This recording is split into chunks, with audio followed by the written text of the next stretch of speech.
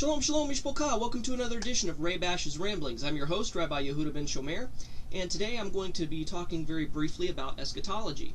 Now, let me just go ahead and say at the forefront that I'm just basically expressing my views. I'm not saying that I'm right. I'm not saying that I know it all. I'm just saying that I'm telling you what I believe that I'm convinced of at the present moment. Prophecy and the topic of eschatology is such a wide open and vast area of study, and to be perfectly honest with you, I don't have it all mapped out. I don't have all the answers. I don't have a nice flow chart like John Hagee does for his pre-trib fib. Oops, did I say that? Anyway, I don't have a big chart laid out of, oh, this is going to happen and that's going to happen, and this seal's going to be broken here and that seal's going to be broken there, because half the time prophecy is only validated with hindsight. After it's already come to pass, you can say, okay, oh yeah, I see the big picture now, this is what it was. We can only make pretty good guesstimates of how things are going to unfold, but we ultimately don't know. That's why it's called prophecy. So a lot of people ask me detailed questions about prophecy, what do you think about the rapture? What do you think about the third temple? What do you think about the white horse? What do you think about this seal or that seal? What do you think about the dragon? Blah, blah, blah. And to be honest with you, if I don't know the answer, I'm going to say I don't know, because I haven't studied it in depth, because that's really not my focus right now. It's really not my concern right now. But I do have a general belief and why I believe it.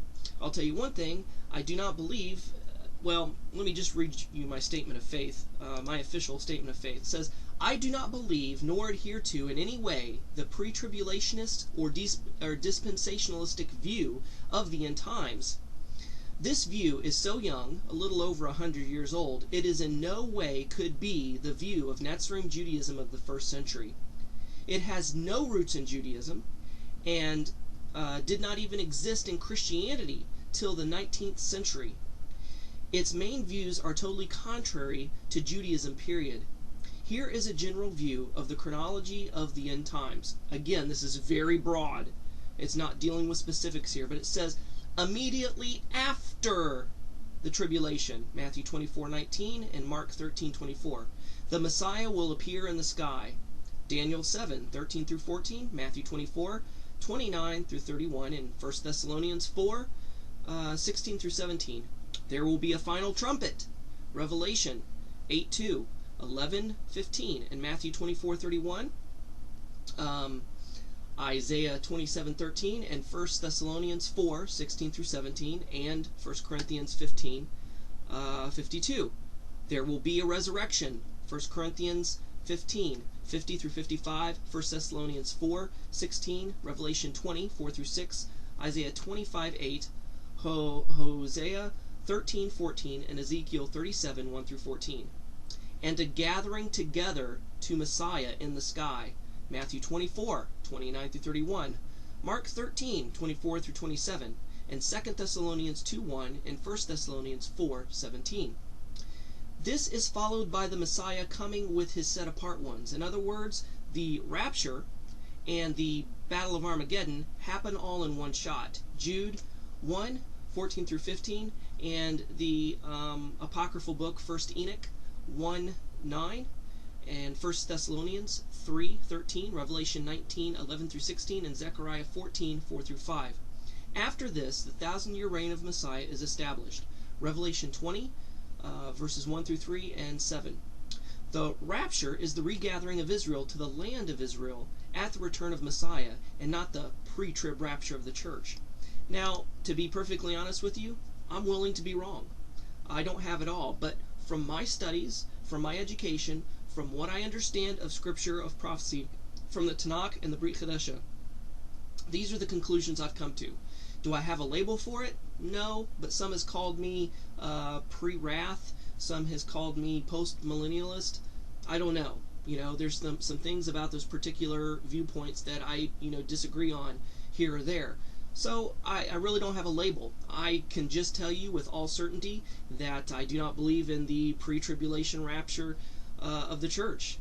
I even had a dream once that I woke up and there were people dragging their ministers out into the street and just beating them to a bloody pulp, screaming in their faces and saying, "You lied to me! You lied! You said we didn't have to go through this!" Referring to the tribulation. So I do believe that the saints, because Satan will make war on the saints, we are not guaranteed protection from Satan's wrath, but we are guaranteed protection from God's wrath. So therefore in Revelation it says that Satan made war on the saints. I don't believe this is the saints that were left behind. Those who are going to be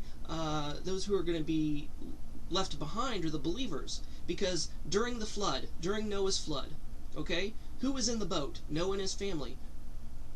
So therefore, who was left behind? They were left behind. All other mankind was taken. All other mankind was killed and destroyed. I know.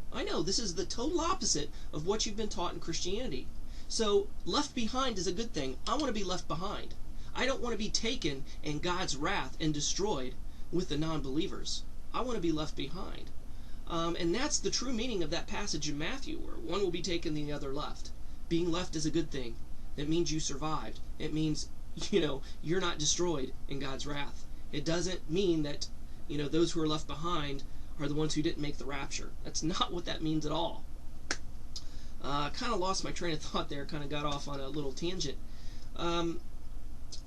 But I don't believe in the pre-tribulationist rapture. I believe that we will go through either some, if not all, of the tribulation. And, these people who have this pre-tribulationist view and they challenge me, I say, look, I hope to God I'm wrong. I hope and pray that you're right. I mean, I would love to miss the tribulation. That would be wonderful. That would be great. But you know what? We, the Western world, are the only ones who have escaped persecution and tribulation up to this point. All other believers in all other parts of the world has suffered persecution and were hunted down like animals and have become martyrs for the cause of Messiah and for the truth. We're the only ones who haven't experienced that. The worst we get is, oh, you have to work on Shabbat. Or maybe we get cussed out. Maybe we get made fun of. Maybe we even get spit in the face. But we don't have to necessarily worry about people breaking into our Bible studies and holding us at gunpoint. We don't have to worry about being taken away and thrown into prison and stuff like that. Yet. So, that's kind of my view. People wanted to know. People asked, and so here it is. So, I'm sure I'll get a lot of emails and a lot of messages for people who believe otherwise, and that's fine.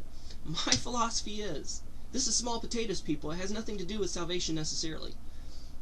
So my philosophy is we can agree to disagree agreeably. I am not a pre-tribulationist. Like I said, I'm not sure what you call me, but if you're a pre-tribulationist, I hope to God you guys are right. I really do. But with the scriptural evidence that I've studied and seen, I don't think that's the case. But anyway, we'll see you next time. Shalom and Shavua Tov. Bye-bye.